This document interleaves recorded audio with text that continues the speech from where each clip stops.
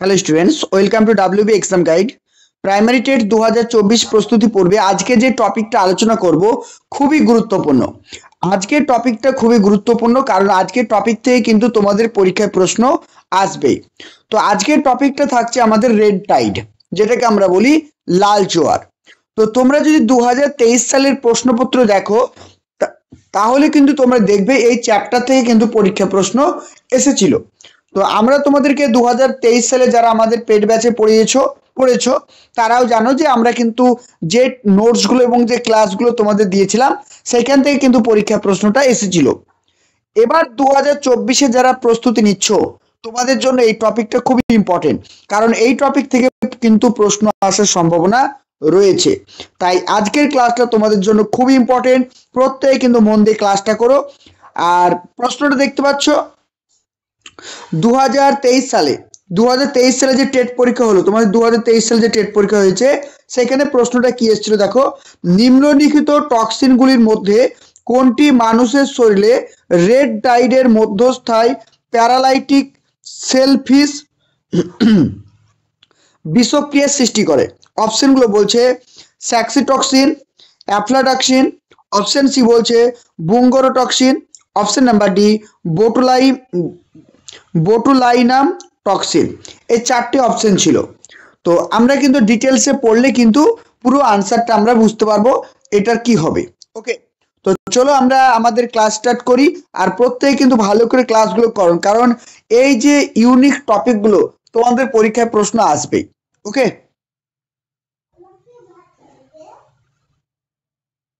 তো ক্লাস শুরু করার আগে ছোট্ট একটা বিজ্ঞপ্তি তোমাদের জন্য। আমাদের কিন্তু 2024 প্রস্তুতির জন্য কিন্তু প্রাইমারি ব্যাচ কিন্তু স্টার্ট হয়ে গেছে। তো জানুয়ারি মাস থেকে কিন্তু ক্লাস চলছে। তো অনেকেই কিন্তু আমাদের পেড ব্যাচে অংশগ্রহণ করেছে বা অ্যাডমিশন নিয়েছে। এখানে প্রাইমারি এবং আপার প্রাইমারি দুটোকে একই সঙ্গে পড়ানো হচ্ছে, অর্থাৎ তোমরা একটা ব্যাচে অ্যাডমিশন নিলেই কিন্তু তোমরা প্রাইমারি এবং আপার প্রাইমারির জন্য পড়তে পারবে। এখানে তোমাদের প্রিভিয়াস ইয়ারের কোশ্চিন অ্যানালাইসিস করা হচ্ছে, all subject analysis, topic wise class, live এবং রেকর্ড দুটোই ক্লাসই তোমরা পেয়ে যাবে। আমাদের রেগুলার ক্লাসের টাইম হচ্ছে 8:30 PM রেগুলার ক্লাস টাইম। আর তোমরা যারা অ্যাডমিশন নিতে চাইছো ক্লাসে, তারা এখানে যে নাম্বারটি দেখতে পাচ্ছ 9647300217 9647300217 এই নাম্বারে কন্ট্যাক্ট করো। সেখানে কিন্তু রেগুলার ক্লাস করানো হচ্ছে একদম 2024-এ যেরকম পরীক্ষায় আসবে প্রশ্ন সেইভাবেই, কারণ 2023-কে ফলো করে আমরা কিন্তু পড়াচ্ছি। তো ফিজের কথা ভাবছো, একদম ভেবো না, কারণ আমাদের ফিজ ওয়েস্ট বেঙ্গলের সব থেকে কম। ফিজ নিয়ে একদম চিন্তা নেই, এখানে দেখতে পাচ্ছ আমাদের ফিজ খুবই কম রয়েছে। তো তোমরা যারাই অ্যাডমিশন নিতে চাইছো 9647300217 এই নম্বরে কন্ট্যাক্ট করে আরও বিস্তারিত জেনে নাও। চলো,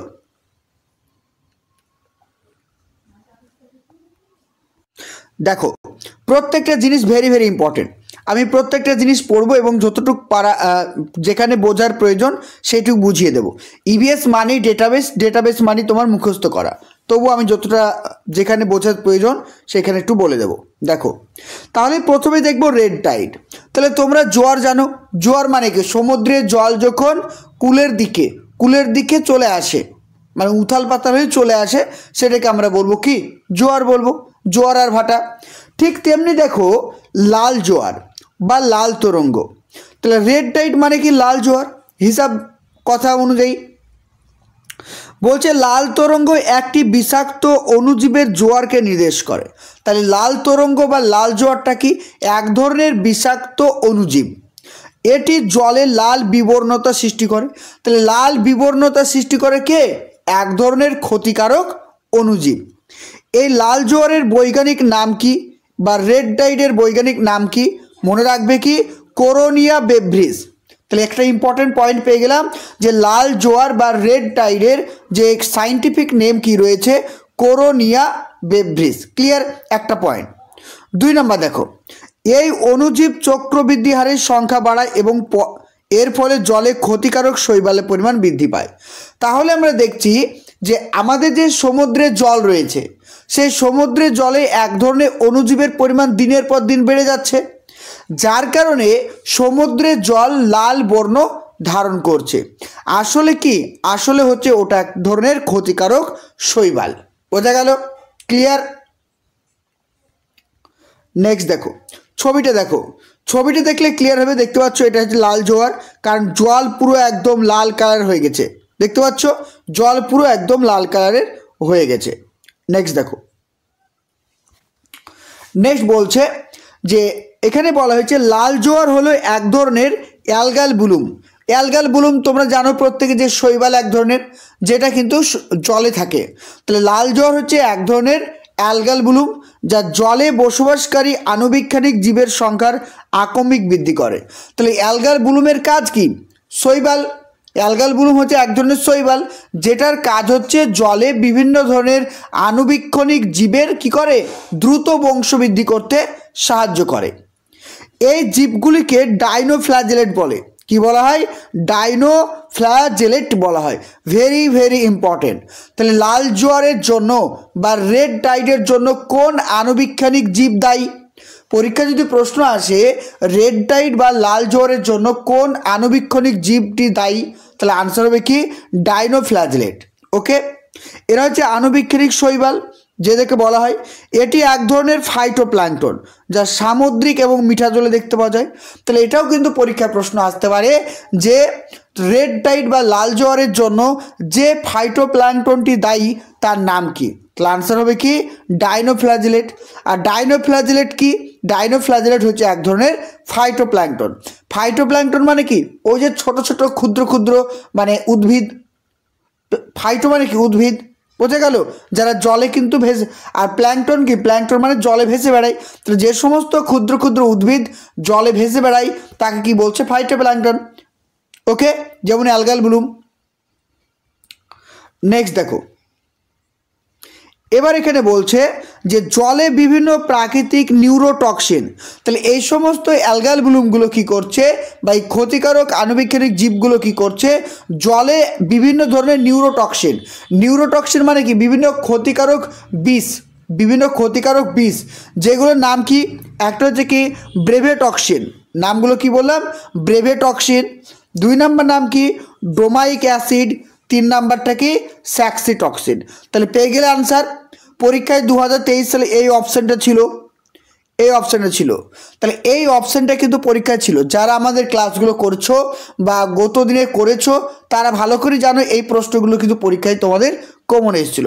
তাহলে এখানে আনসার হতো কি? স্যাক্সিটক্সিন। ক্লিয়ার?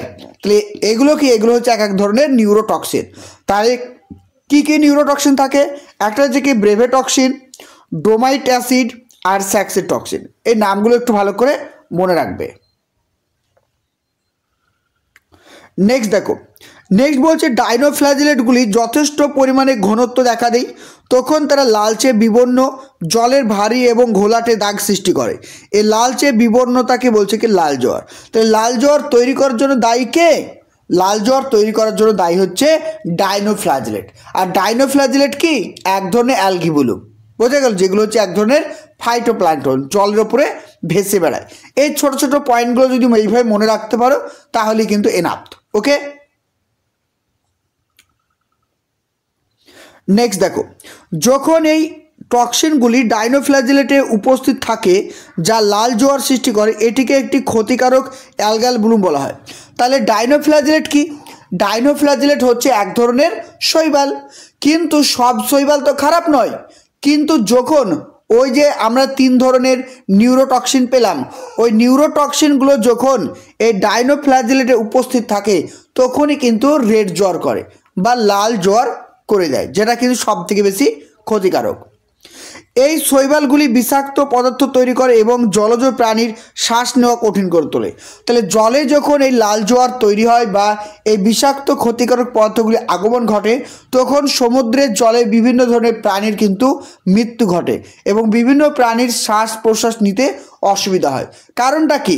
কারণ ধরো এটা একটা সমুদ্র, সমুদ্রে একদম পুরো একদম ভর্তি অ্যালগাল ব্লুমে, তো অক্সিজেন তো তারা পাবে না, যার ফলে কিন্তু শ্বাস প্রশ্বাস নিতে খুবই সমস্যা। নেক্সট দেখো, নেক্সট বলছে লাল তরঙ্গ বা লাল জোয়ার ফ্লোরিডার উপকূলে সব থেকে বেশি দেখা যায়। পরীক্ষা যদি প্রশ্ন আসে রেড টাইড বা লাল জোয়ার কোথায় সব থেকে বেশি দেখা যায়, আনসার হবে কি? ফ্লোরিডার উপকূলে। 1947 সালে ফ্লোরিডা উপকূলে লাল জোয়ার দেখা গেছিল। কোথায় দেখা গেছিল? 1947 সালে ফ্লোরিডা উপকূলে। এই পয়েন্টটা কিন্তু ভালো করে মনে রেখো।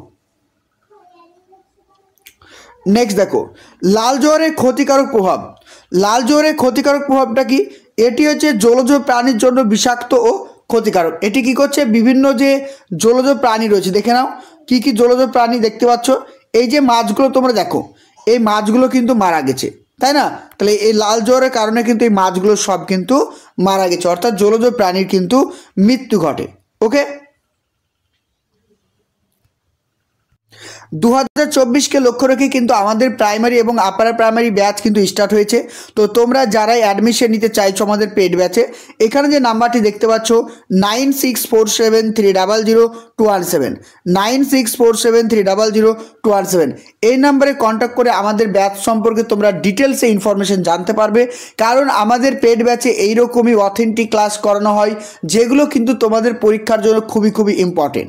তো তোমরা যারা 2024-এর প্রাইমারি টেটকে ক্র্যাক করতে চাইছো, অবশ্যই যোগাযোগ করো 9647300217। নেক্সট দেখো, এখানে আবার কি বলছে ভালো করে দেখো, বলছে রেড ডাইট সামুদ্রিক জীবন এবং মানুষের স্বাস্থ্যের ওপর গভীর প্রভাব ফেলে। তাহলে রেড ডাইটটা কি? রেড ডাইট শুধুমাত্র সমুদ্রে যে সমস্ত প্রাণী থাকে তাদের ওপরই ক্ষতিকারক প্রভাব ফেলে না, মানুষ বা মনুষ্য জাতির ওপরেও কিন্তু ক্ষতিকারক প্রভাব ফেলে। এর প্রভাবে মানুষের শ্বাসকষ্টের সমস্যা, সামুদ্রিক জীবের জন্য মৃত্যু শুরু হয় যখন লাল তরঙ্গ অণুজীবের মাত্রা প্রতি লিটার পানিতে 10,000 কোষ ছাড়িয়ে যায়। তাহলে কখন এটা অতিরিক্ত মানে ক্ষতিকারক হয়ে যায়? যখন সমুদ্রের জলে 10,000 কোষ কিন্তু ছাড়িয়ে যায়। লাল তরঙ্গের প্রভাবে মানুষের স্নায়ুতন্ত্রের সমস্যা, সমুদ্রে প্রাণীদের জন্য মৃত্যুর কারণ হয়ে যায়। তাহলে এই লাল তরঙ্গের কারণে কি হচ্ছে? সমুদ্রে যে সমস্ত প্রাণী রয়েছে তাদের মৃত্যু ঘটে, মানুষের স্নায়ুতন্ত্রের কিন্তু সমস্যা দেখা যায়। নেক্সট পয়েন্ট দেখো, নেক্সট পয়েন্ট বলছে দেখো যে লাল তরঙ্গ থেকে আসা বিষাক্ত শ্বাস গ্রহণ করলে গলা ব্যথা, শ্বাসকষ্ট, কাশি, বিভিন্ন লক্ষণ অনুভূতি হতে পারে। এছাড়াও ত্বকের জ্বালা পোড়া হওয়ার ঝুঁকিও রয়েছে। ওকে, তো টোটাল এই ছিল আজকে একটা ছোট্ট ক্লাস, ছোট্ট একটা টপিক, এটাই ইম্পর্টেন্ট, এর বাইরে কিছু নেই আমাদের। তো তোমরা দিকে একটা কথাই বলবো, যারা কিন্তু 2024-এর জন্য প্রস্তুতি নিচ্ছ, যারা 2024-এর জন্য প্রস্তুতি নিচ্ছ বা নিতে চলেছো, তো তোমরা যারা আমাদের গাইডেন্স নিতে চাইছো তারা অবশ্যই এখানে যে আমি নাম্বারটা বলছি, নাম্বারটা নোট করো 9647300217। এই নাম্বারটা নোট করো 9647300217। এই নাম্বার আমাকে হোয়াটসঅ্যাপ করতে পারো বা ফোন করতে পারো, বা ভিডিও ডেসক্রিপশনে হোয়াটসঅ্যাপের লিঙ্ক আছে, সেখানে জয়েন হয়ে যাও। আমাদের পেড ব্যাচের কী কী ফেসিলিটি রয়েছে, কখন ক্লাস হয়, কত টাকা ফিজ লাগে, সমস্ত ইনফরমেশন তোমরা পেয়ে যাবে এই নাম্বারে 9647300217। তোমরা যারা 2024-কে ভালো করে প্রস্তুতি নিতে চাইছো, তোমরা এখন থেকে পড়াশোনা শুরু করে দাও। কারণ পরীক্ষার প্রশ্নের কোশ্চিন তোমরা দেখতে পাচ্ছ কতটা ডিফিকাল্ট আসছে, আর বাজারে তেমন বই নেই যেগুলো কিন্তু তোমাদের পরীক্ষায় প্রশ্ন আসছে সেই রকম। তো তোমরা যারা প্রস্তুতি নিতে চাইছো অবশ্যই যোগাযোগ করো আমাদের এই কন্ট্যাক্ট নাম্বারে। Thank you.